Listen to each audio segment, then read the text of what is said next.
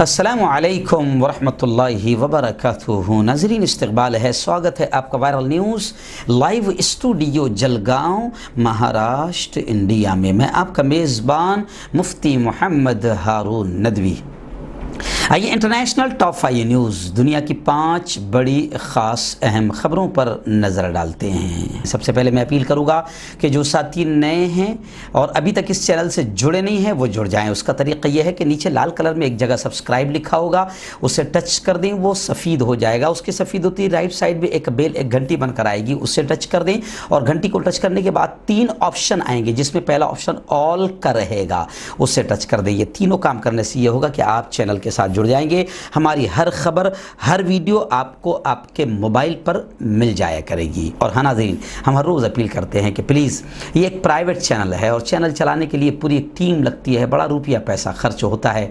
अगर आप चाहते हैं कि ऐसे बेबाक चैनल मुसलमानों के बाकी रहे, मजबूत हो और नाइंसाफ़ी के ख़िलाफ़ आवाज़ उठाते रहें, तो प्लीज़ ऐसे चैनलों की आप माली मदद कीजिए, फाइनेंशियल हेल्प कीजिए।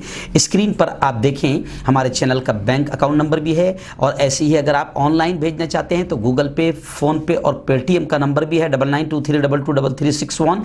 इस नंबर पर आप ऑनलाइन भी भेज सकते हैं। अल्लाह ने जो भी आपको ताकत दिया है, हर हफ्ते 200, 500, 1000 रुपये आप जो भी चैनल की मदद कर सकते हैं ज़रूर करें और हमारा साथ दें। नाज़रीन, इस वक्त मैं बज़रिए आवाज़ आपको खबरें रवाना कर रहा हूँ। मैं इस वक्त बच्चे के पास हॉस्पिटल में हूँ, लेकिन आप लोग लाखों की तादाद में देखते हैं, इसलिए हम लोग यहाँ से भी कोशिश कर रहे हैं कि आप तक के मुल्क की सही और सच्चे हालात पहुँचते रहे। नाज़रीन, इस वक्त बड़ी खबर मेरी निगाहों के सामने है।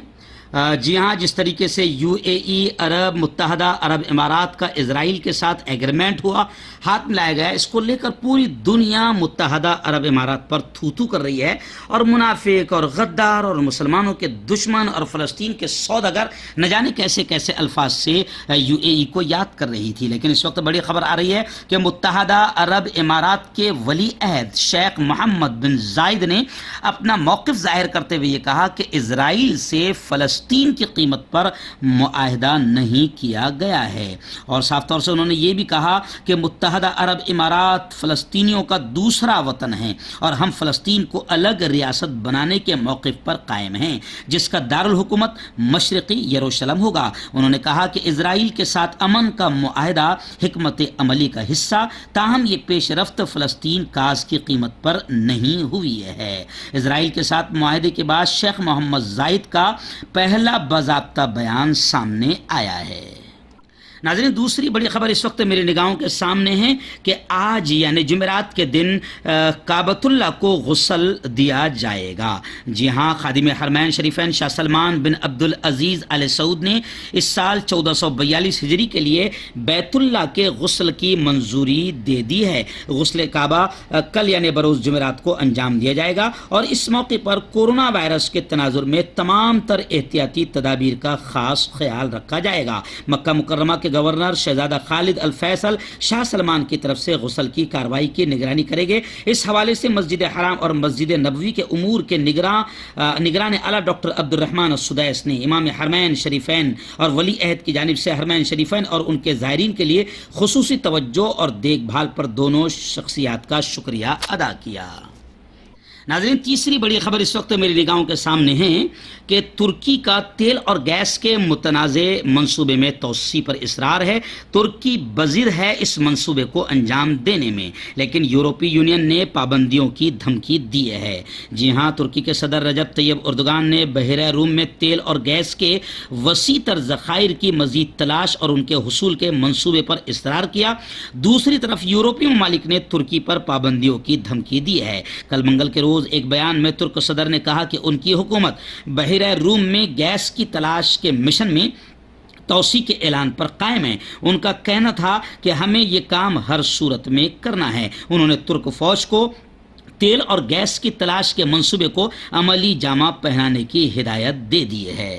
ناظرین اس وقت بڑی خبر میری نگاہوں کے سامنے ہیں کہ 200 طالبان قیدیوں کی رہائی کے بدلے میں طالبان نے بھی اسپیشل فورس کے 6 اہلکاروں کو آزاد کیا ہے۔ جی ہاں، افغان حکومت نے لویا جرگہ کی منظوری کے بعد خطرناک مقدمات میں قید مزید 200 طالبان جنگجوؤں کو رہا کر دیا، جس کے جواب میں طالبان نے بھی اسپیشل فورس کے 6 مغوی اہلکاروں کو آزاد کر دیا۔ عالمی خبر رساں ادارے کے مطابق افغان صدر اشرف غنی کی ہدایت پر سنگین مقدمات کا سامنا کرنے والے 400 طالبان جنگجوؤں میں سے مزید 200 کو آج رہا کیا گیا۔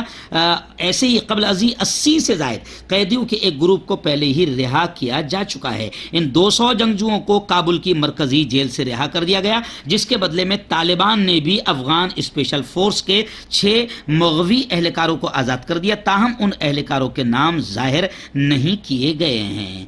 کابل حکومت کی اہم شخصیت نے نام ظاہر نہ کرنے کی شرط پر رائٹرز کو بتایا کہ قیدیوں کے تبادلے کے عمل کو فوری طور پر ہم مکمل کرنا چاہتے ہیں تاکہ بات چیت کا ماحول بن سکے۔ ناظرین اس وقت ایک بڑی خبر میری نگاہوں کے سامنے یہ بھی آئی ہے کہ اسرائیلی فوج نے ایک بہت ہی بزرگ معمر فلسطینی پر بڑی ظلم و تشدد کا نشانہ بنایا، بہیمانہ تشدد کیا، جس کی ویڈیو سامنے آئی ہے۔ مغربی کنارے میں ایک احتجاج کے دوران قابض اسرائیلی فوج نے 65 سالہ بزرگ فلسطینی کو تشدد کا نشانہ بنایا۔ اسرائیلی اہلکار نے بزرگ شہری کو پہلے گردن سے پکڑ کر زمین پر گرایا، پھر ان کی گردن پر گھٹنا رکھ کر بیٹھ گیا۔ دیگر اسرائیلی فوجی اہلکار منظر کو کیمرے میں قید کرنے والے صحافیوں پر رائفل تانے کھڑے رہے۔ یعنی اسرائیل جس طریقے سے آتنکواد اور دہشت گردی مچاتا ہے، وہ اپنی دہشت گردی کو دنیا سے چھپانا بھی چاہتا ہے، لیکن حقیقت یہ ہے کہ اسرائیل قاتل ہے، ظالم ہے، ٹیررسٹ ہے، آتنکوادی ہے۔